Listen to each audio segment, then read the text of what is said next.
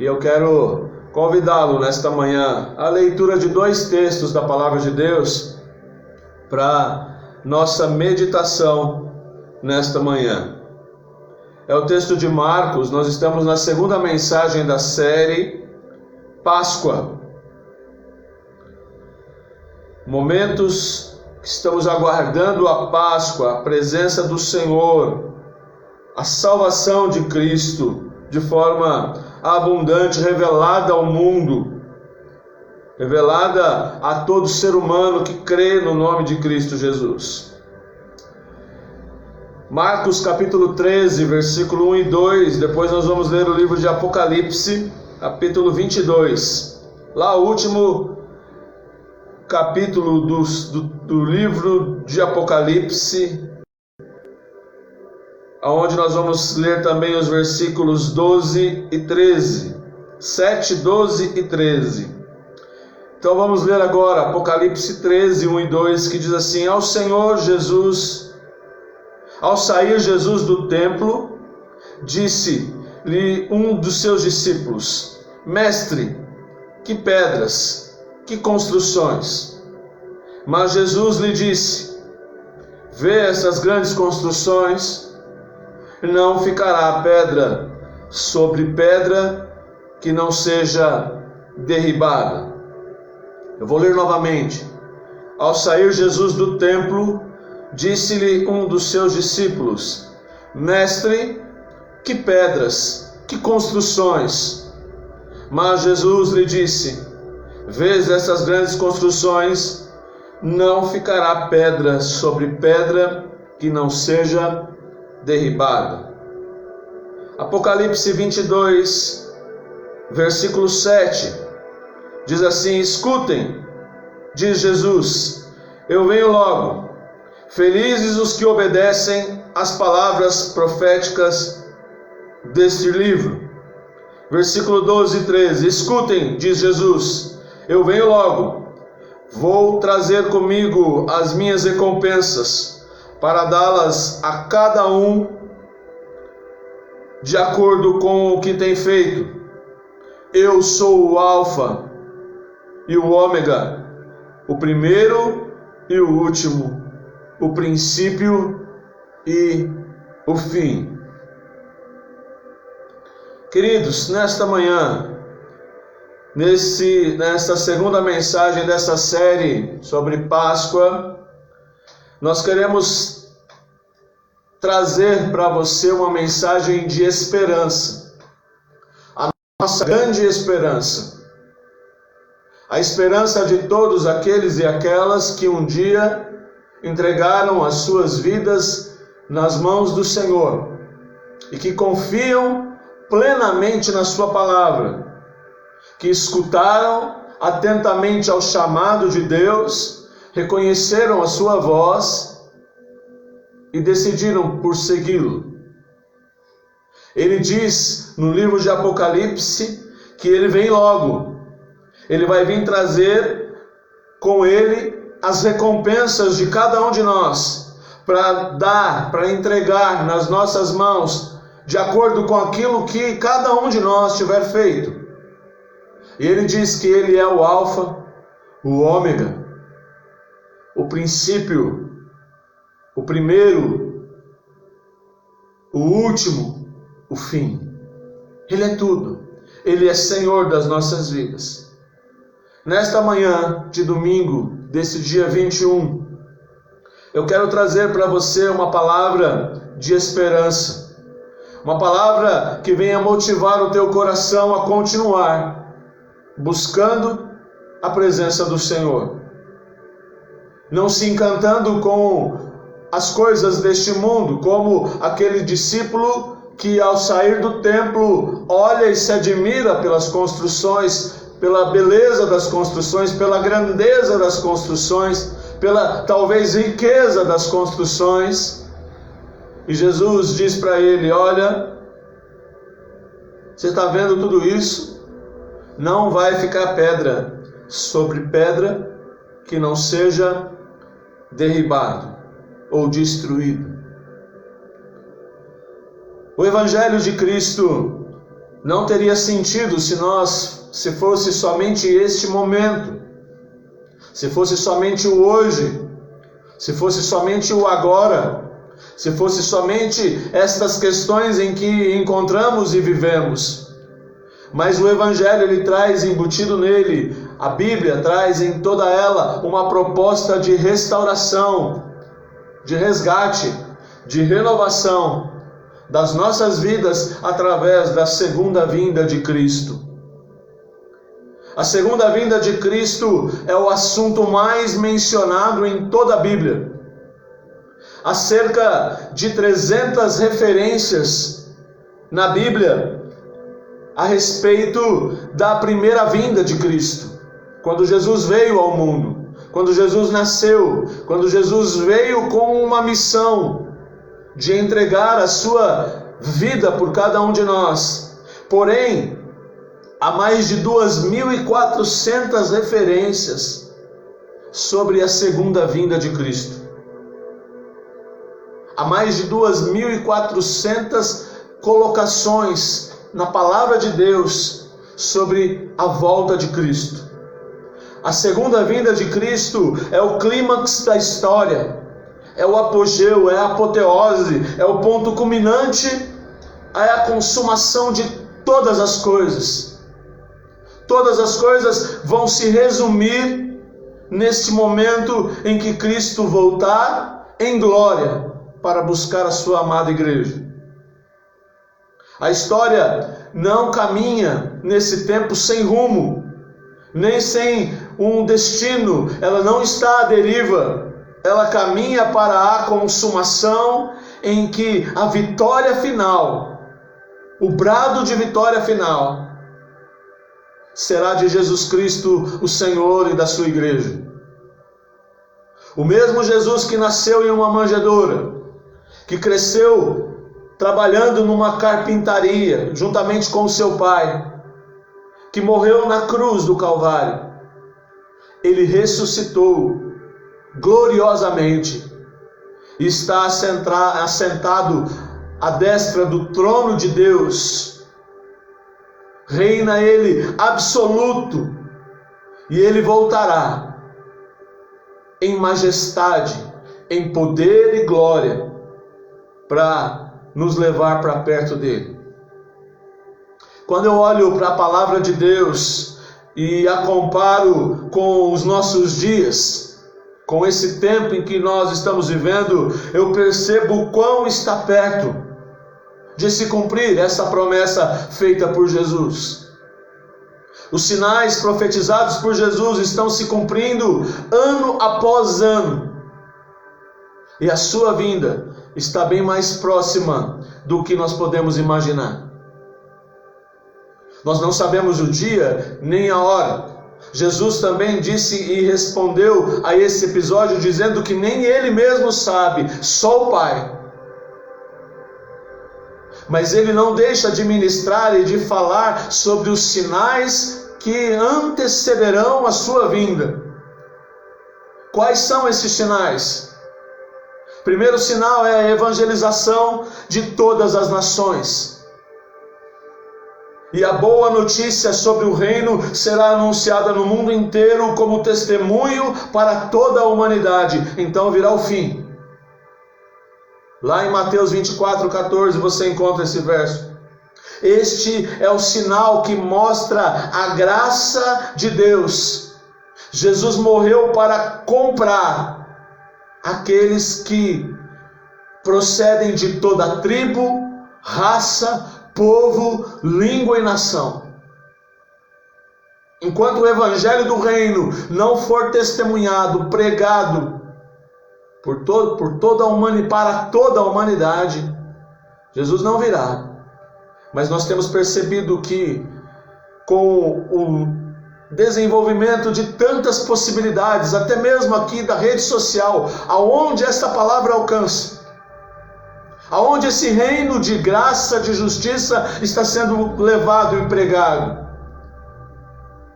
através da igreja do Itaim e através de tantas outras igrejas que têm anunciado o evangelho do reino.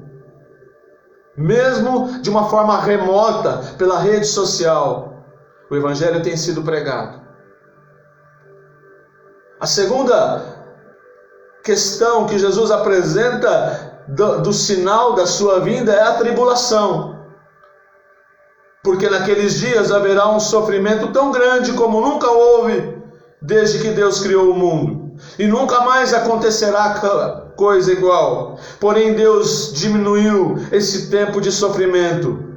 Se não fosse assim, ninguém seria salvo. Mas por causa do povo de Deus, escolheu para salvar, esse tempo será diminuído. Mateus 24. A segunda vinda de Cristo será precedida de um tempo de profunda angústia e dor. E esse tempo será abreviado pelo amor aos seus eleitos. A igreja passará por uma grande tribulação. Nós temos enfrentado isso nas nossas vidas. Outra característica da vinda de Cristo é a apostasia. Jesus disse que muitos se esfriariam, muitos abandonariam. No capítulo 24 de Mateus você encontra essa lista. E ele diz ali: tomem cuidado para que ninguém engane vocês, porque muitos vão aparecer fingindo ser eu e dizendo: eu sou o Messias, e enganarão muitas pessoas. Porque aparecerão falsos profetas e falsos messias que farão milagres e maravilhas para enganar, se possível até o povo escolhido de Deus. Muitos abandonarão, muitos abrirão mão da fé, daquilo que Deus colocou de uma forma abundante sobre as suas vidas. A segunda vinda de Cristo será precedida por um abandono da fé, da verdadeira fé em Cristo Jesus. Outra questão que Jesus relata ali no capítulo 24 de Mateus é a depravação moral. A maldade vai ser espalhada tanto que o amor de muitos vai esfriar. O mundo está sem referência. É só a gente olhar para a sociedade hoje. Perdido, confuso, sem uma baliza moral, sem um norte ético. Haverá também uma desintegração da família, a falência das instituições, um colapso dos valores morais e espirituais. Depois disso virá o anticristo. Jesus continuou: vocês verão no lugar santo o grande terror de que falou o profeta Daniel. O grande terror de que fala Daniel é um tipo de anticristo que virá no tempo do fim. Seu espírito já está operando no mundo. Grande terror. Guerras, terremotos, e a lista segue. Fome, epidemias. Estamos vivendo hoje um tempo de uma pandemia. Uma pandemia.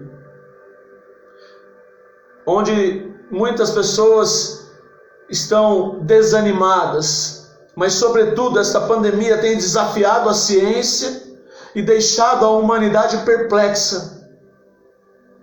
Hoje, no mundo, mais de 50% da população mundial sofre de fome, passa fome, não tem alimento, não tem o que comer. Em meio a uma pandemia, nós vemos, é só você ligar a televisão e assistir, você vê pessoas em filas por restos de comida.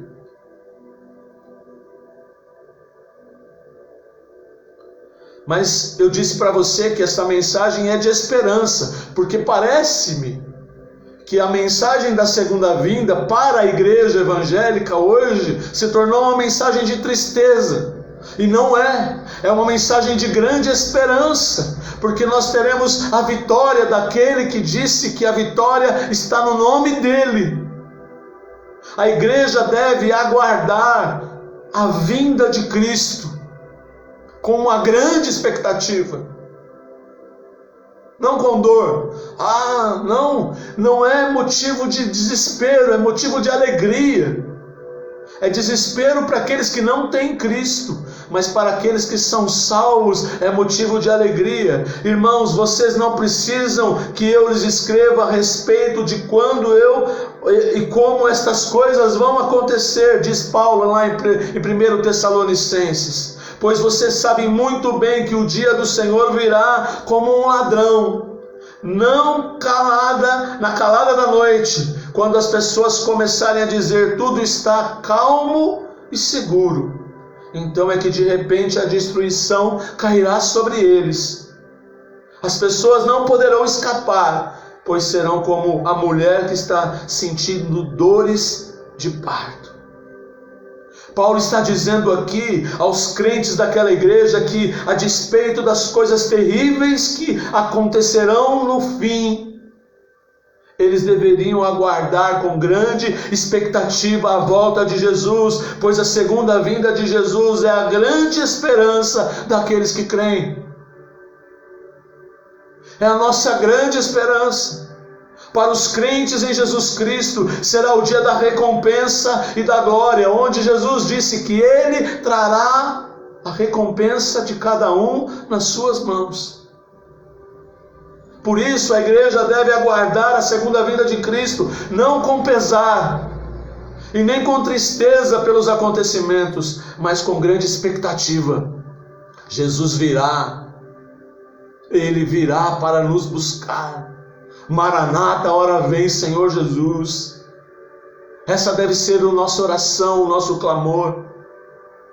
A igreja deve aguardar a segunda vinda de Cristo com profunda vigilância, com expectativa e com vigilância. Mas vocês, Paulo escrevendo ainda aos Tessalonicenses, diz ele, não estão na escuridão, e o dia do Senhor não deverá pegá-los como um ladrão que ataca de surpresa. Todos vocês são da luz e do dia, filhos da luz. Não somos da noite, nem da escuridão. Por isso, não vamos ficar dormindo como os outros, mas vamos estar acordados e em nosso perfeito juízo. Os que dormem de noite e os que bebem, é de noite que ficarão bêbados. Paulo está escrevendo ali aos Tessalonicenses, na sua primeira carta, no capítulo 5. E está dizendo, olha, vocês são da luz. Vocês são, como diz o apóstolo Pedro, geração eleita, sacerdócio real, nação santa, povo de propriedade exclusiva de Deus. E por isso vocês estão vigilantes. Porque a vigilância é o resultado da nossa transformação espiritual. Quando nós somos transformados pela presença de Deus em nós, nós saímos das trevas e fomos transportados para a luz de Cristo. Paulo fala sobre o perigo de um crente imitar o ímpio, em vez de influenciá-lo. Você não é das trevas, você é da luz. Os filhos da luz devem estar atentos e viver com os olhos bem abertos. Devem viver em obediência, sabendo que o dia do juízo se aproxima. E devemos orar para que Ele venha todo o dia. A nossa oração, Maranata, ora vem, Senhor Jesus, deve ser diária, mas sobre vigilância. Jesus chegou e os advertiu, e advertiu ali os seus discípulos dizendo, portanto, fiquem vigiando, porque vocês não sabem qual será o dia nem a hora. Vigiem, estejam atentos. A igreja deve aguardar também a segunda vinda de Cristo com corajosa militância. Além de estar vigilante, além de que essa questão da segunda vinda, nós devemos aguardar com tanta expectativa, com profunda expectativa, também precisamos estar ativos, militantes. Mas nós que somos do dia, devemos estar em perfeito juízo, diz o apóstolo Paulo. Nós devemos usar a fé, o amor como couraça e a nossa esperança de salvação como capacete. Nós precisamos de pessoas envolvidas. Couraça, fé, esperança, capacete são ferramentas, são materiais que são utilizados por aqueles que estão na militância, ou seja, na batalha, na luta. Quando Paulo diz ali em Efésios, dizendo que nós precisamos estar revestidos de toda a armadura de Deus, é exatamente neste momento, aonde tudo parece um caos, nós precisamos nos revestir do poder da presença de Deus. Segundo o apóstolo Paulo, os crentes devem aguardar a segunda vinda de Cristo, não como meros espectadores, mas como soldados, militantes, que pregam o Evangelho. Devemos lutar para acordar aqueles que estão dormindo, para aqueles que estão nas trevas, trazê-los para a luz, dar razão para eles, para entendimento para eles, fé para o coração de cada um, de cada uma. Quarto, a igreja deve, além de estar na militância, deve também ter uma sólida confiança. Deus não nos escolheu para sofrermos o castigo da sua ira, mas para nos dar a salvação por meio do nosso Senhor e Salvador Jesus Cristo, que morreu. A Páscoa nos lembra isso, que morreu não por acaso, mas para nos salvar, para nos dar vida, para nos trazer da morte para a vida, para que nós pudéssemos viver com Ele, tanto se estivermos vivos, como se estivermos mortos. Quando Ele vier, nós estaremos com Ele. Então não importa se você vai estar vivo, se você vai estar morto, o que importa é se você vai estar na presença do Senhor, e isso deve encher o seu coração de esperança e de alegria. Os crentes devem aguardar a segunda vinda de Cristo com uma sólida confiança, porque é a certeza da glória, porque estão vivendo num momento de tribulação, vivendo num momento de angústia, mas nós sabemos que o brado de vitória está dado, e o brado de vitória foi dado pelo Senhor Jesus na cruz. A salvação é um livramento da ira. Quando você foi atraído na cruz de Cristo, Deus te livrou da ira vindoura, porque você entregou a Ele a sua vida ali. A confiança de que Deus nos destinou para a salvação, a confiança de que somos salvos através da morte de Jesus, isso nos deve encher de confiança, de certeza de que estaremos na glória com o Pai. Eu quero finalizar essa mensagem, essa segunda mensagem da série, nesta manhã de domingo, trazendo algumas considerações importantes para você. A segunda vinda de Cristo deve ser a nossa grande esperança. Ela nos levará para morar no céu, num lugar onde não haverá mais morte. Olha só, não haverá mais tristeza, não haverá mais choro, não haverá mais dor, não haverá mais violência, não haverá mais depravação moral, não haverá mais terremotos, nem fome, nem pandemias, nada. Nós estaremos na presença do Pai.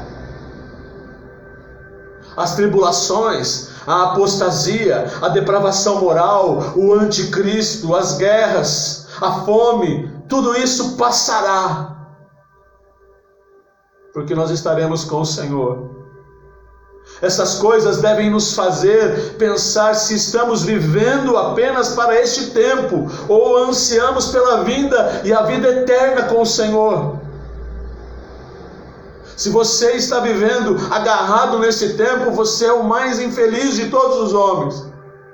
Mas se a sua vida está segura, olhando para frente e dizendo: Senhor, eu sei que vou ser mais do que vencedor, porque eu estarei contigo, você pode ter esperança renovada na tua vida nesse tempo.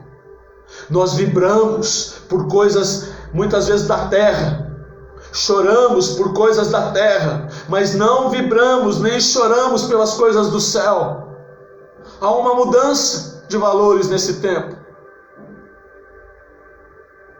Nós vibramos pelas coisas desse tempo, mas não vibramos e nem choramos pelas coisas que são eternas, que durarão para sempre na eternidade. Infelizmente, e eu digo isso com muito pesar no coração, que a segunda vinda de Cristo não empolga os crentes desse tempo presente. Não empolga. Porque muitos deles estão habituados com o momento, com esse tempo, eles estão preocupados com agora, eles querem a riqueza desse mundo, eles querem os valores deste mundo, eles querem enriquecer nesse tempo, eles querem ter saúde agora, nesse tempo.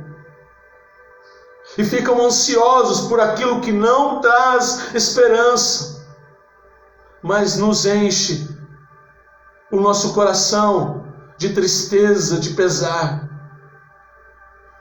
Mas a presença do Pai enche a nossa vida de alegria, de expectativa pela volta de Jesus. E a Bíblia diz que Ele virá em glória, glorioso, poderoso.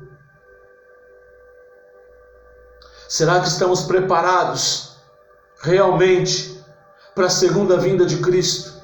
Essa é uma pergunta que a gente precisa responder. Para nós, esse dia, pense nisso. Para você, esse dia será de trevas ou de luz? Um dia de tristeza ou um dia de alegria? Um dia de desespero, um dia de esperança?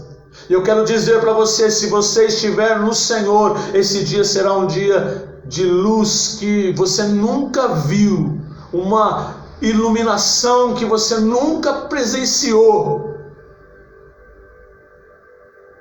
uma alegria que você nunca sentiu, uma esperança, uma paz que excede ao entendimento e à compreensão humana. Mas se você estiver longe do Senhor, vai ser treva, vai ser tristeza e vai ser desespero. Por isso, nessa mensagem eu não posso deixar de convidar você para vir mudar de patamar, sair da treva e vir para a luz, sair da tristeza e vir para a alegria, sair do desespero e vir para a esperança. Porque o convite para você é que você aguarde a segunda vinda de Cristo com grande expectativa, com profunda vigilância, com corajosa militância e com sólida confiança. O apóstolo João, ele termina o livro de Apocalipse com a seguinte declaração, e eu quero deixá-la ela no teu coração nesta manhã. Apocalipse 22, versículo 20. Aquele que dá testemunho de tudo isso, Jesus, diz: certamente venho logo. Amém. Vem, Senhor Jesus. Vem, Senhor Jesus. Maranata, ora vem, Senhor Jesus. Aqueles que aguardam a segunda vinda de Cristo com grande expectativa, com profunda vigilância, com corajosa militância e com sólida confiança, têm apenas um cântico nos seus lábios: Cristo vem me buscar, para o céu me levará. Maranata, ora vem, Senhor Jesus. Que Deus te abençoe nesse dia. Que Deus ilumine o teu caminho, te encha de esperança, porque os problemas deste mundo são passageiros, vão passar, mas a palavra de Deus não passa, ela é eterna, e ela é para mim e é para você. Que Deus te abençoe nesse dia, que Deus ilumine o teu caminho, que Deus te dê da sua graça e te encha de esperança, de profunda vigilância, de corajosa militância e de uma sólida confiança nesse dia, no nome de Jesus. Amém e amém. Igreja Metodista em Itaim Paulista, uma família para pertencer.